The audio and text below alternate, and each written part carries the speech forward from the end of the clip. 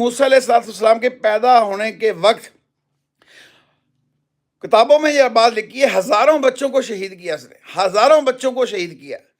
اور موسیٰ علیہ السلام کی طرف بھی اس کی فوج بڑی ہے، اس کے گھر کی طرف۔ اور موسیٰ علیہ السلام کی والدہ جو ہیں وہ پریشان ہو گئی، بس دل میں اللہ نے القاء کیا کہ اس کو جو ہے نا پانی کے اندر وہ چھوٹی سی وہ کشتی سی بنا کر اس میں رکھ کے اس کو پانی کے حوالے کر دو۔ تو یہ گئی ہیں، پھر پیچھے اپنی بیٹی کو بھیجا ہے کہ جا کر دیکھ کر آؤ میرا بچہ ڈوب نہ جائے۔ تو موسیٰ علیہ السلام وہاں اس گھر کے اندر جو ظالم بادشاہ فرعون ہے، اس کی بیوی آسیہ رضی اللہ تعالیٰ عنہا، جن کے بارے میں حضرت محمد صلی اللہ علیہ وسلم سے پوچھ رہی ہیں عائشہ، یا نبی اللہ کیا جنت کے اندر آپ مجھ سے اتنی محبت کرتے ہیں، دل میں خیال آیا میرے سے بڑی محبت کرتے ہیں سب بیویوں سے زیادہ، تو کیا میں آپ کی جنت میں پہلی بیوی ہوں گی؟ تو آپ نے فرمایا نہیں نہیں نہیں نہیں، میری جو پہلی بیوی ہوگی جنت کے اندر وہ فرعون کی بیوی آسیہ ہوگی، جس نے موسیٰ علیہ السلام کو پالا بھی، کلمہ بھی پڑھا۔ اور قرآن پاک کی آیتیں ہیں، جب